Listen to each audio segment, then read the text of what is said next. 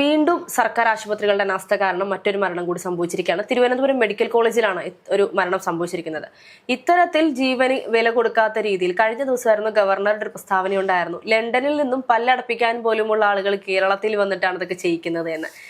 ലണ്ടനിലുള്ളവരുടെ പല്ലടപ്പിക്കാനുള്ള ധൈര്യം പോലും കേരളത്തിലെ ജനങ്ങളുടെ ജീവനിൽ സർക്കാർ കൊടുക്കുന്നില്ല എന്നാണ് നമുക്ക് ഇതിൽ നിന്ന് മനസ്സിലാക്കാൻ സാധിക്കുന്നത്.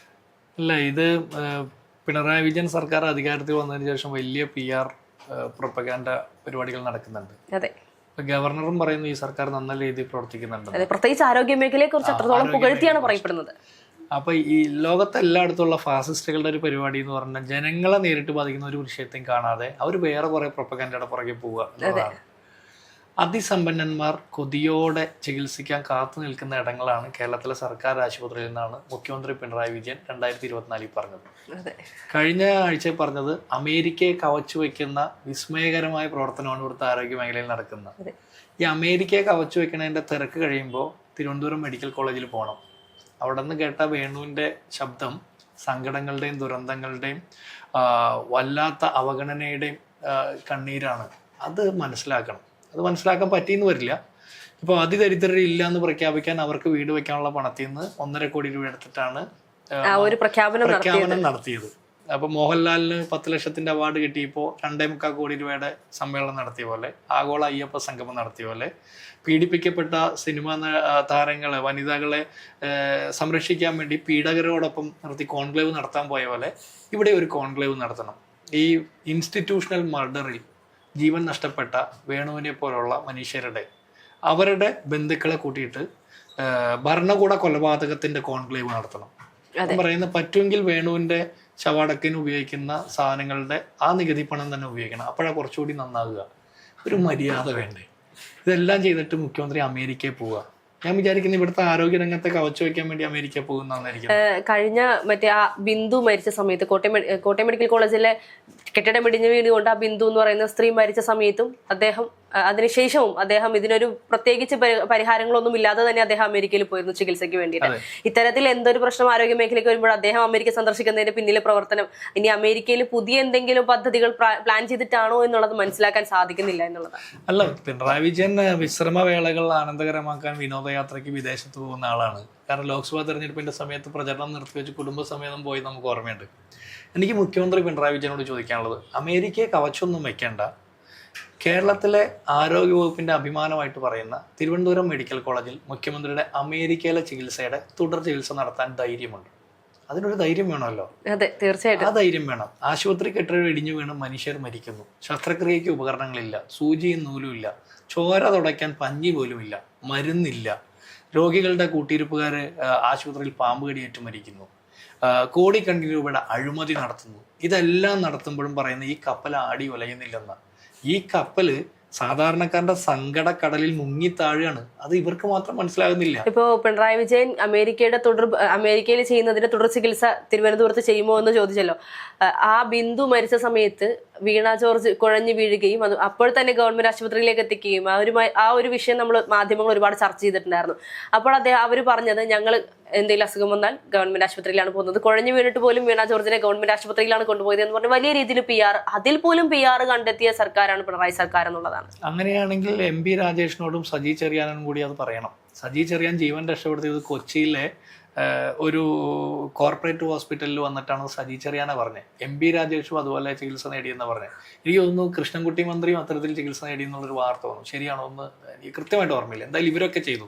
അപ്പൊ വീണ ജോർജ് ബോധം കെട്ട് വീഴുമ്പോൾ മാത്രമല്ല കൊണ്ടുപോകണ്ടേ, പിണറായി വിജയന്റെ തുടർ ചികിത്സ നടത്തണം. അപ്പൊ അറിയാലോ, ഈ മെഡിക്കൽ കോളേജിന്റെ വരാന്തയിലൊക്കെ തിങ്ങിപ്പാർത്ത് അതിൽ ഓടി നടക്കുന്ന എലികളോടൊപ്പം കിടക്കുന്ന മനുഷ്യരുടെ ദുരന്തം മനസ്സിലാക്കണം. പറ്റുമെങ്കിൽ ജനറൽ വാർഡിൽ കട്ടിലെടുത്ത് മുഖ്യമന്ത്രി കിടക്കണം. ഇവരൊന്ന് കാണണം. അപ്പോഴാണ് വേണുവിന്റെ സങ്കടം മനസ്സിലാവുള്ളൂ. ആ മനുഷ്യന്റെ മരണമൊഴിയാണത്.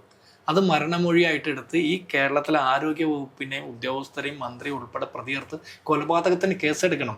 1-ാം നമ്പറാണെന്ന് പറഞ്ഞ് നിരന്തരം തള്ളിക്കൊണ്ടിരിക്കുക. 1970-കളിൽ കേരളം പൊതുജനാരോഗ്യ, പൊതുവിദ്യാഭ്യാസ, പൊതുവിതരണ രംഗത്തൊക്കെ 1-ാം സ്ഥാനത്തായിരുന്നു. കേരള മോഡലിന് അന്ന് പേര് കിട്ടിയതാ. 2016 പിണറായി വിജയൻ വന്നപ്പോൾ തൊട്ട് ഇത് 1-ാം നമ്പറാന്ന് തള്ളി തുടങ്ങിയപ്പോഴാണ് ആശുപത്രി ഇടിഞ്ഞു വീഴുന്നതും പാമ്പടി ഏൽക്കുന്നതും ഈ അഴിമതി നടക്കുന്നതും കാലാവധി കഴിഞ്ഞ മരുന്ന് തിന്നാൻ വിധിക്കപ്പെടുന്നതും മനുഷ്യർ ചികിത്സ നിഷേധിക്കപ്പെട്ട് മരിക്കുന്നതും ഒക്കെ ഉണ്ടാകുന്നത്. അതെ, ഇതിനേക്കാളൊക്കെ ഉപരി ക്യാൻസറിന് തന്നെ, തലയ്ക്കുള്ള ക്യാൻസറിന് വയറിനുള്ള മരുന്ന് കൊടുക്കുക, ഇത്തരത്തിൽ വളരെയധികം ആ ഒരു വാർത്തകളൊക്കെ നമ്മൾ കണ്ടിരുന്നു. ഇതൊക്കെ കാണുമ്പോൾ നമുക്ക് മനസ്സിലാക്കാൻ സാധിക്കുന്നത് ഇത്രത്തോളം വില മാത്രമാണോ ജനങ്ങളുടെ ജീവന് നൽകുന്നുള്ളൂ എന്നുള്ളതാണ്. തൊഴിലാളി വർഗത്തിന് വേണ്ടിയിട്ടുള്ള ഒരു പ്രസ്ഥാനം അല്ലെങ്കിൽ അങ്ങനെ ഒരു പാർട്ടിയായിട്ട് ഉയർന്നു വന്ന കമ്മ്യൂണിസ്റ്റ് പാർട്ടി അല്ലെങ്കിൽ ഇരട്ടച്ചങ്കെന്ന് പറയപ്പെടുന്ന പിണറായി വിജയന് എന്തുകൊണ്ട് ഇന്നത്തെ സമൂഹത്തിൽ അന്നന്ന് കിട്ടുന്ന പൈസ കൊണ്ട് ജീവിക്കുന്ന, ഗവൺമെന്റ് ആശുപത്രികളെ മാത്രം ആശ്രയിച്ച് ജീവിക്കുന്ന ജനങ്ങളെ കാണാൻ കഴിയുന്നില്ല എന്നുള്ളതാണ്. അദ്ദേഹം യഥാർത്ഥത്തിൽ ഇരുട്ടുകൊണ്ട് ഊട്ടയടക്കുകയാണോ ശരിക്കും ചെയ്യുന്നത്? എന്താ സംശയമുള്ളത്? ഈ PR പരിപാടി എന്ന് പറഞ്ഞാൽ ഇല്ലാത്തതിനെ ഉണ്ടാക്കി പറയാ, അല്ലെങ്കിൽ ഓട്ടയടച്ച് കാണിച്ച് ഇരുട്ട് കൊണ്ട് ഓട്ടയടയ്ക്കുന്ന പരിപാടി തന്നെയാണ്. അതുകൊണ്ടാണല്ലോ കാലിന് ശസ്ത്രക്രിയയ്ക്ക് വേണ്ടി ചെന്ന ആളുടെ നാവിന് ശസ്ത്രക്രിയ നടത്തുക, കാലിൽ ചെറിയ പൊട്ടായിട്ട് ചെല്ലുന്നവരുടെ വിരൽ മുറിച്ചു മാറ്റുക, കൈ മുറിച്ചു മാറ്റുക, വയറ്റിൽ കത്രിക തുന്നി കെട്ടി വിടുക, ആശുപത്രിയുടെ ഓപ്പറേഷൻ തിയേറ്ററിൽ പീഡിപ്പിക്കുന്ന ആളെ സംരക്ഷിക്കുക, ഈ ലിഫ്റ്റിൽ കൊടുക്കുന്ന മനുഷ്യനെ രക്ഷപ്പെടുത്താൻ ആരും ഇല്ലാതിരിക്കുക, ഇതൊക്കെ നടക്കുകയാണ്. ആംബുലൻസിൽ പീഡിപ്പിക്കുക, ICUവിൽ പീഡിപ്പിക്കുക, ഇതെല്ലാം നടക്കുകയാണ്. ഇവിടെ EMS തൊട്ട് ഉമ്മൻചാണ്ടി വരെ മുഖ്യമന്ത്രിമാരായിട്ടുണ്ട്. അന്നൊന്നും കേൾക്കാത്തത്ര ദുരന്തങ്ങളും ഇതുപോലെ ആളുകൾ മൂക്കത്ത് വിരൽ വെക്കുന്ന രീതിയിലുള്ള ഇത്തരത്തിലുള്ള പരിപാടികൾ നടക്കുക. അപ്പോഴും ഇവർ പറയും 1-ാം സ്ഥാനത്താണ്. ഞാൻ പറയണേ, കേരളത്തിലെ മുഴുവൻ മന്ത്രിമാരും ഈ 16,000 രൂപയുടെ തോർത്ത് വാങ്ങി കുളിക്കുന്ന, 36,000 രൂപയുടെ കണ്ണട വയ്ക്കുന്ന ഈ മുഴുവൻ മന്ത്രിമാരും അവരുടെ മുഴുവൻ ചികിത്സയും കേരളത്തിലെ സർക്കാർ മെഡിക്കൽ കോളേജുകളാക്കട്ടെ. അപ്പോൾ അറിയാം നിലവാരം മെച്ചപ്പെടുമെന്ന്. ഇവിടെ BJPയുടെ നേതാക്കന്മാർ ഈ സംസ്ഥാനം സന്ദർശിക്കുമ്പോൾ റോഡുകൾ അടിയന്തരമായിട്ട് നന്നാക്കുന്നുണ്ടല്ലോ.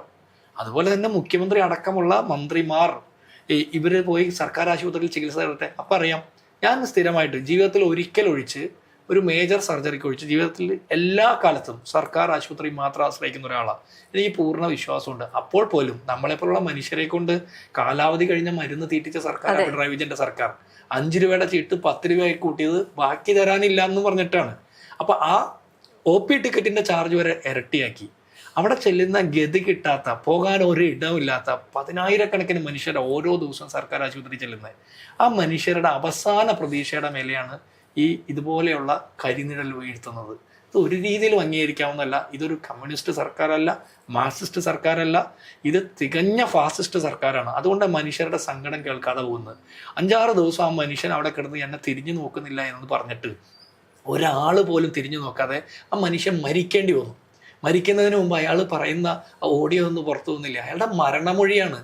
ആ മനുഷ്യൻ എത്ര പ്രതീക്ഷയോട് കൂടിയായിരിക്കും ആശുപത്രിയിൽ പോയിട്ടുണ്ടാകുക. മുഖ്യമന്ത്രി അമേരിക്കയെ കവച്ചു വയ്ക്കാൻ വേണ്ടിയിട്ട് വിമാനം കയറുമ്പോൾ എന്തൊക്കെ പ്രതീക്ഷയുണ്ടോ? അതിൻ്റെ 1000-ഇരട്ടി പ്രതീക്ഷയല്ലേ. കാരണം ആ മനുഷ്യൻ ആ കുടുംബത്തിൻ്റെ ഒരു അത്താണിയല്ലേ. അയാൾ ജീവിതത്തെ അത്രയും കൊതിയോടെ കണ്ടതുകൊണ്ടല്ലേ അയാൾ അത്രയും കരഞ്ഞ് പറഞ്ഞത്. തെരുവിലെ നായ്ക്കളെ നോക്കുന്ന കണ്ണുകൊണ്ട് പോലും എന്നെ നോക്കുന്നില്ല എന്ന് പറഞ്ഞാൽ അത്രത്തോളം അവഗണിക്കപ്പെട്ടു. ഇത് മാർക്സിസ്റ്റ് സർക്കാരല്ല, ഇത് പിണറായിസ്റ്റ് സർക്കാരാണ്. ഇത് കമ്മ്യൂണിസ്റ്റ് അല്ല, ഇത് സാധാരണക്കാരുടെ സർക്കാരല്ല, ഫാസിസ്റ്റ് പിണറായിസ്റ്റ് സർക്കാർ. അതുകൊണ്ടാണ് ഇത്രയും സങ്കടങ്ങളൊക്കെ നടക്കുമ്പോൾ ഈ PR വാർത്തകൾ സൃഷ്ടിക്കുകയും ഇതുപോലുള്ള ആഘോഷ മഹാമഹങ്ങൾ സംഘടിപ്പിക്കുകയും ചെയ്യുന്നത്. കോടിക്കണക്കിന് രൂപയില്ലേ വെറുതെ ചെലവഴിച്ച് കളയുന്നത്.